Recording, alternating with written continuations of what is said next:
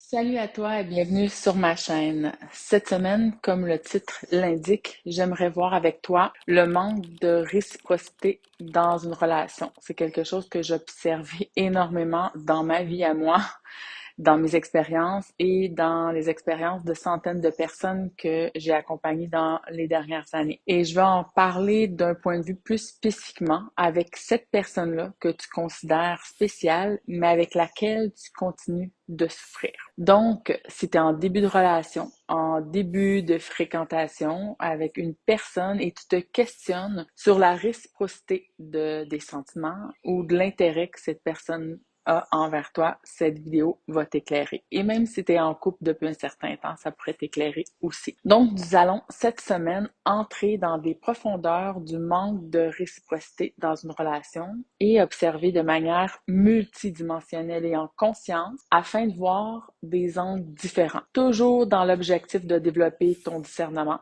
de voir plus clair dans tes situations de vie. Si tu es nouvelle sur ma chaîne, je me présente, je m'appelle Mélanie et j'enseigne depuis 5 ans à des gens qui souffrent en amour comment se libérer des programmes inconscients. Et la libération, elle est très différente des guérisons. Ça se passe à un autre niveau. Et j'enseigne aussi l'observation multidimensionnelle qui va permettre de mettre en place, éventuellement, une fois qu'on a libéré des programmes inconscients, mettre en place des programmes avec plus de conscience. Parce qu'un humain, on ne fonctionne pas sans programme, sans automatisme. Donc, on va observer la dynamique entre deux personnes dans différentes situations. Je vais te donner des exemples concrets.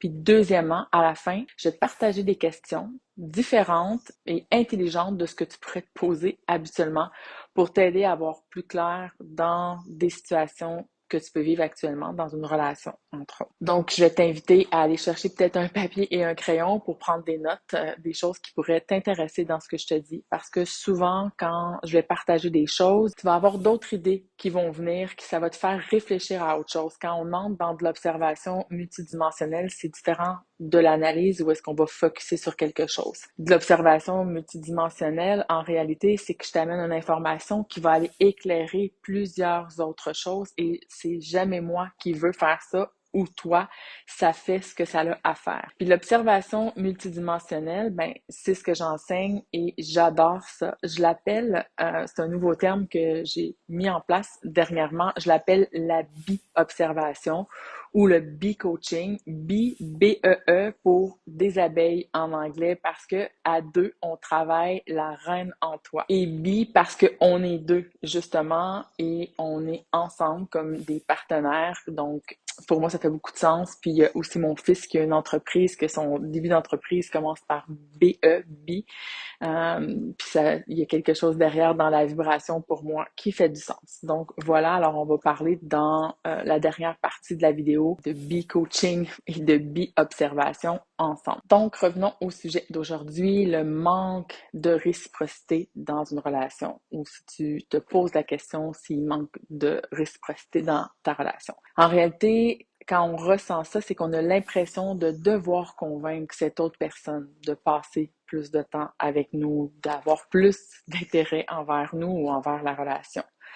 Et ça cause des sentiments souvent de frustration et de solitude parce que les efforts ou l'intérêt semblent à sens unique. Et dans une relation, le manque de réciprocité peut être très subtil ou flagrant. Alors voici 3 signes qui peuvent indiquer ce déséquilibre. Premièrement, il y a un investissement émotionnel qui est unilatéral. Tu es celle probablement qui exprime constamment de l'affection, de l'intérêt, des préoccupations, tandis que ton partenaire, cette autre personne, semble plus distant ou indifférent à tes besoins émotionnels. Mais ça, on va revenir à ça en détail. Donc, tes messages, tes appels ou tes gestes affectueux restent souvent sans réponse ou accueillis avec peu d'enthousiasme. Puis il y a rarement de ça de l'autre côté. Tu le constates, tu es soit en train de chialer, soit déçu ou soit en train de répéter constamment les mêmes choses quand tu en parles avec une amie ou quand tu te plains à cette personne-là. Donc, on va imaginer une première situation d'un début de relation qui va illustrer justement cet investissement émotionnel-là qui serait unilatérale. Donc, je vais appeler Camille, cette personne. Camille est très enthousiaste à l'idée de sa nouvelle relation avec Alex. Elle envoie régulièrement des messages pour lui souhaiter bonne journée, propose des sorties intéressantes et tente de créer, dans le fond, des moments de partage entre les deux pour apprendre à se connaître, comme aller prendre des soirées ensemble ou aller prendre un repas ensemble, par exemple. Puis elle va partager aussi à travers ses échanges, ses textos, ses messages vocaux, des choses comme ça. Quand elle est en présence de Alex, elle va lui partager ses sentiments, ses pensées, puis elle espère en faisant ça, finalement, de créer un lien, d'apprendre à faire connaître qui elle est, puis en échange qu'Alex aussi lui échange des informations comme ça. Par contre, ce qu'on observe, ce qu'elle observe, Camille, c'est que Alex y répond pas souvent. Quand il répond, c'est des petits messages, puis parfois, ça peut prendre plusieurs heures, moi, même voire journée avant de répondre. Donc, ici, ce qui est important, c'est qu'on ne cherche pas à ce que la personne mette sa vie sur pause pour répondre à chaque fois dans la minute, bien que ça soit absolument normal d'avoir une vie occupée. L'intérêt dans les communications, c'est important quand on veut bâtir une relation. C'est ça qu'on va aller voir ici, qu'il manque d'intérêt. Donc, lorsque Camille, elle propose de se voir à Alex, mais Alex y accepte de temps en temps, mais il propose, lui, jamais d'activité de son propre chef. Ça, c'est vraiment un indicatif déjà qu'il y a peut-être un manque d'intérêt quand la personne, elle propose jamais. Il y a aussi une autre chose qu'on va observer, c'est que les réponses d'Alex sont très polies, très bien, mais il manque de chaleur. C'est presque, il gère ça comme une business ou un simple lien d'amitié. Donc, il manque de chaleur, il manque d'enthousiasme, puis il pose pas vraiment de questions profondes sur la vie de Camille, sur ses sentiments. Puis quand il pose des questions, c'est plus par politesse finalement. Donc, on souligne ici qu'il y a un manque d'intérêt de multiples manières, puis pas seulement une fois ou deux, mais ça, c'est récurrent, ça devient régulier. Puis ici, il faut mettre vraiment un bémol, ça c'est vraiment important. Puis il faut pas mélanger les choses. Si cette personne a un horaire qui est bien chargé, quand tu rencontres cette personne-là, c'est vraiment, c'est une personne occupée, il y a peut-être une entreprise, il y a peut-être une famille nombreuse, il y a peut-être des enfants, il y a peut-être des activités qui étaient déjà engagées. Puis ça, c'était avant votre rencontre. Donc, c'est normal qu'il ne mette pas sa vie sur pause pour toi. Donc, ce qu'on va observer, c'est plus l'intérêt, les actions, puis que cela va augmenter avec le temps. Donc, en début de fréquentation, une fois par semaine, ça sera un bon tempo pour faire une activité avec une personne. Une fois, 2-3 heures maximum, parce que ça va augmenter avec le temps. Ça va augmenter selon que la communication va être authentique. Ça va augmenter en nombre de fois et en nombre d'heures, plus la relation va s'installer. Ça, c'est quand on veut bâtir un couple conscient. C'est sûr que ça dépend quel type de relation que tu vas avoir avec cette personne. Si c'est quelque chose de sérieux, que tu veux bâtir un couple conscient, et ça va être nécessaire de prendre du temps pour apprendre à connaître cette personne-là et ne pas lui demander de mettre toute sa vie de côté et toi non plus parce que tu ne connais pas encore cette personne. Donc, on va observer dans la dynamique relationnelle que Camille, elle va commencer à se sentir déçue, confuse, frustrée, puis elle va commencer à se demander si Alex partage vraiment le même intérêt pour la relation. Elle va ressentir une sorte de vide émotionnel parce que son besoin de connexion et de réciprocité n'est pas satisfait. Puis là, ce qui va arriver la plupart du temps, c'est qu'elle va continuer d'espérer que la relation s'améliore. Mais le schéma de réponse tiède et d'engagement minimal de la part d'Alex, il a continué à persister. Alors, dans l'accompagnement que j'ai fait avec Camille, eh bien, c'est tout ça qu'on a regardé et d'autres choses qu'on va voir en fin de vidéo, des questions à aller se poser qui sont très importantes. Dans cet exemple-là, ça montre comment un investissement émotionnel unilatéral peut se manifester dans une relation, en particulier au début, mais ça peut s'installer à tout moment. Puis quand c'est en début de relation, ben cette connexion-là qui doit se bâtir, c'est mutuel, c'est vraiment crucial. Sinon, c'est là déjà qu'on voit des drapeaux rouges puis qu'on s'en occupe pas parce qu'on reste dans l'espoir. Et ça, Camille, elle l'avait déjà beaucoup vécu dans d'autres relations. Alors, on a pris vraiment soin de faire un plan précis pour elle pour que ça ne se reproduise plus. Qu'elle voit ces drapeaux rouges-là tout de suite et qu'elle les adresse immédiatement. Sinon, Camille, elle avait tendance à rester dans l'espoir, à continuer à s'investir encore plus. Puis les résultats sont toujours les mêmes. Plus elle faisait ça, plus l'homme avec qui elle entrait en relation, il fuyait de plus en plus. Donc, Camille peut avoir besoin de reconsidérer, premièrement, ses attentes, puis d'en discuter ouvertement avec Alex, c'est ce qu'on a été voir, de ces besoins-là, pour pouvoir voir si leur relation pouvait évoluer de manière réciproque. Camille, elle devait aussi poser des questions, puis faire un travail, se poser des questions et faire un travail de libération de ses propres programmes inconscients. Et comme je t'ai dit, reste jusqu'à la fin de la vidéo parce que c'est ces questions-là que je vais te partager aujourd'hui, quelques-unes avec lesquelles on peut travailler, qui vont t'indiquer beaucoup de choses. Donc, c'est des questions qui vont venir révéler. Mais avant de passer aux deux autres signes qui indiquent qu'il y a un manque de réciprocité dans cette relation, si c'est pas déjà fait, je t'invite à liker la vidéo, à partager cette vidéo ou à commenter la vidéo. Signe numéro 2 qui peut manquer de réciprocité, on en a parlé un petit peu tout à l'heure, c'est des efforts déséquilibrés. Donc, tu remarques que tu es toujours celle qui planifie les rendez-vous, les activités, tu fais toujours des concessions pour accommoder le temps, donc les horaires de l'autre. Si les initiatives viennent majoritairement d'un côté, ça peut indiquer un manque d'engagement, un manque d'intérêt de la part de l'autre personne. On va imaginer ici, dans un exemple concret, le type de déséquilibre que je vais te parler, donc en début de relation amoureuse. Je vais te donner l'exemple de Léa, que j'ai accompagnée, qui venait de commencer à sortir, à fréquenter avec Thomas, était pleine d'enthousiasme pour cette nouvelle relation.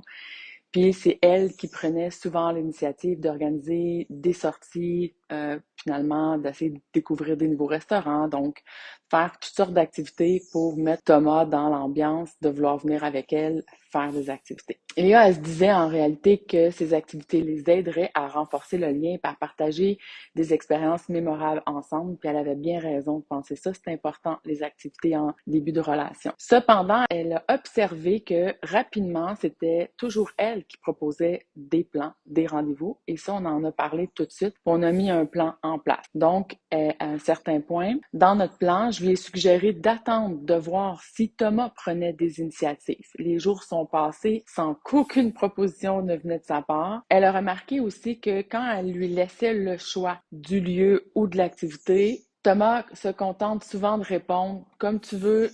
Je te suis. Donc, même s'il participe aux activités, il est toujours content que Léa lui propose des activités. Il semble aussi passer un bon moment. Ben, il démontre pas d'enthousiasme pour planifier, pour suggérer des nouvelles idées. Puis, au fil du temps, Léa, elle a commencé à ressentir une certaine lassitude, à se demander si Thomas était vraiment investi dans la relation. Est-ce qu'il est vraiment intéressé? Puis, elle se sentait un peu seule, dans le fond, dans ces efforts-là de passer du temps, d'organiser des événements ensemble. Puis, elle a commencé à écouter, puis elle a commencé à douter de l'intérêt de Thomas pour elle. Cet exemple-là illustre le problème des efforts déséquilibrés où Léa fait constamment des concessions et prend des devants pour planifier leur vie sociale, donc pour essayer de trouver des moments agréables pour apprendre à se connaître. Dans le cas de Léa, ça pourrait être nécessaire d'aborder cette question-là avec Thomas pour comprendre son niveau d'intérêt et d'engagement dans la relation, puis voir s'il pourrait avoir des ajustements à faire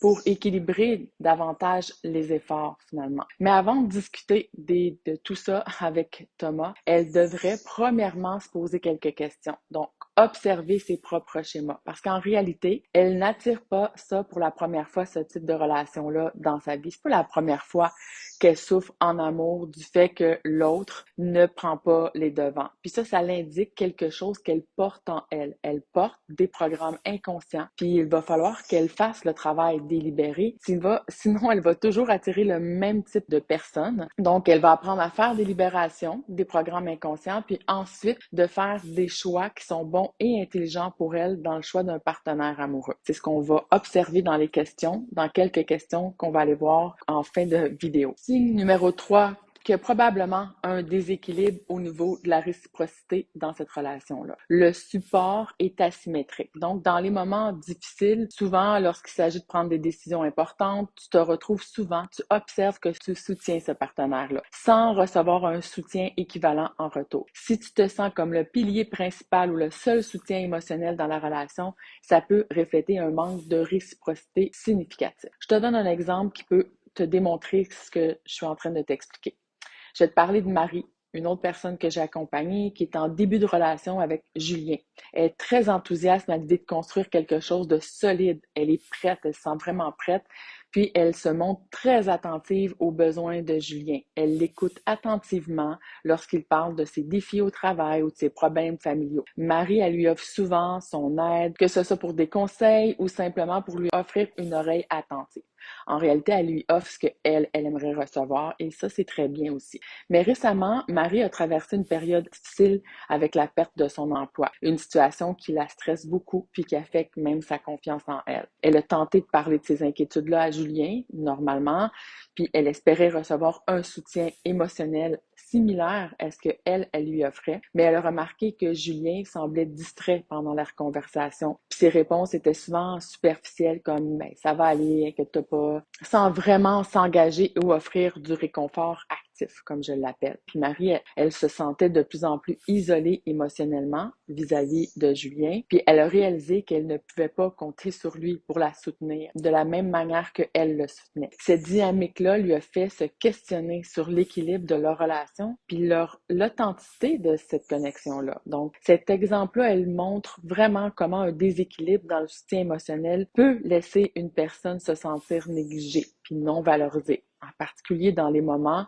où elle en a le plus besoin de ce soutien-là. Donc, pour Marie, ça pourrait être essentiel de communiquer ouvertement ces besoins-là à Julien, puis de voir si la dynamique pourrait être ajustée pour une meilleure réciprocité dans ce soutien émotionnel-là. Des fois, un homme, c'est pas qu'il veut pas t'écouter, c'est juste que pour lui, il préfère te dire « Hey, fais-toi-en pas avec ça, puis on passe à d'autres choses », il veut te changer les idées. Il n'y a pas la même perception, il n'y a pas le même besoin pour lui de se faire écouter, donc il va pas t'offrir, comme j'ai dit tout à l'heure, que Marie, elle lui offrait ce qu'elle aurait voulu recevoir. Donc, des fois, c'est juste un petit ajustement. Mais avant de discuter avec lui, il faut qu'elle se pose des bonnes questions. Ces questions-là, pour observer ses propres schémas. Parce qu'en réalité, c'est peut-être pas approprié et dans le rôle de Julien de supporter les problèmes de Marie à ce niveau-là du début de rencontre. Elle commence à le fréquenter. Donc, si on regarde de plus en plus près, c'est peut-être lourd en début de relation aussi, le fait de mettre du poids inutilement sur cette relation-là qui est toute nouvelle. Donc, un début de relation, ce n'est pas une relation dans laquelle on a bâti pendant des mois, des années, un support, une présence. Puis peut-être même elle, c'était trop de commencer à supporter Julien à ce niveau-là en début de relation parce que l'autre n'a pas le rôle de partenaire encore. On apprend à se connaître. Marie devrait peut-être considérer d'en parler à des amis ou à une thérapeute, ce qu'on a fait, parce que ce n'est pas le rôle de Julien d'être concerné par ces problèmes personnels-là qui sont beaucoup trop intenses pour un début de relation. Puis ça va dans les deux sens. Le fait de demander prématurément à une nouvelle personne de nous supporter à ce niveau-là indique peut-être un manque de support en général dans la vie de Marie. Elle devra revoir son cercle de support parce que de toute manière, ça sera trop demandé d'exiger à une seule personne d'être notre seul et unique support pour les situations de vie multiples qu'on va traverser dans notre vie. Donc, dans le cas de Marie, elle devra revoir sa réalité de mettre en place des supports sains et multiples afin de ne pas mettre tout le poids et de la pression sur cette nouvelle relation-là. Puis ce sera bon et intelligent pour elle et son partenaire amoureux de le faire. Donc, ces signes-là peuvent indiquer que la dynamique de la relation est déséquilibrée puis pourrait nécessiter une discussion ouverte pour aborder ces préoccupations-là. Dans un accompagnement que j'ai fait avec Marie, je lui ai demandé d'observer si sa vie, elle est riche, puis elle est remplie d'activités qu'elle aime, des amis qu'elle apprécie, puis qui l'apprécient aussi. Donc, la vie est vraiment précieuse, puis ton temps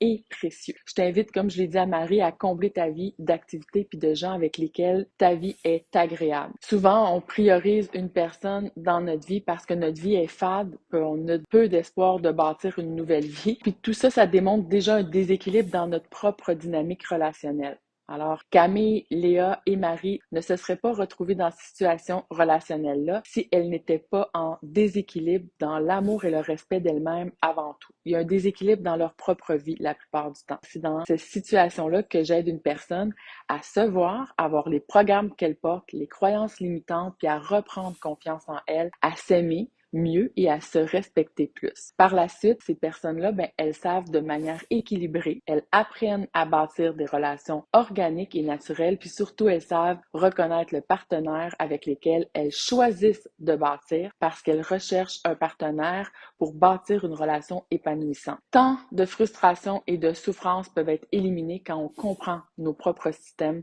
et la dynamique relationnelle. Donc, c'est le temps du be-coaching. Je t'invite à aller prendre un papier et un crayon ou fais une pause, puis à chaque question, prends le temps de répondre à cette question-là, puis s'il y a une autre question qui vient, ajoute-la, sois réceptif dans l'instantané. Donc, les questions que je t'invite à te poser, comme Camille, Léa et Marie se sont posées, est-ce que tu as une vie riche et épanouissante? Sois authentique et honnête avec toi. Est-ce que tu as des attentes exagérées dans ce que tu demandes à ce nouveau partenaire? Est-ce que tu as besoin d'un nouveau statut, d'une nouvelle identité dans ta vie parce que ta vie, elle est plate, elle est fade, ou que tu as des fausses croyances qui te disent que si tu n'es pas la femme de quelqu'un, tu n'as pas de valeur? Est-ce que tu jalouses les gens qui sont en couple parce que tu te dis que c'est ça le bonheur? Est-ce que tu es dépendante émotionnelle? Est-ce que tu vas aller trop rapidement dans l'établissement d'une nouvelle relation? Est-ce que tu connais et tu respectes ta valeur? Si tu résonnes avec tous les partages que je te fais dans ces vidéos, si tu te sens prête à libérer tes schémas toxiques que tu portes et que tu reproduis et que tu veux arrêter de souffrir et que tu es prête à le faire par amour pour toi, je t'invite à remplir le formulaire sous la vidéo. Il y a un lien, puis je vais t'envoyer des recommandations personnalisées. Je t'invite aussi, si ce n'est pas déjà fait, à liker la vidéo, à la partager avec une amie que tu sais que ça peut aider. Je te dis, prends soin de toi et à bientôt.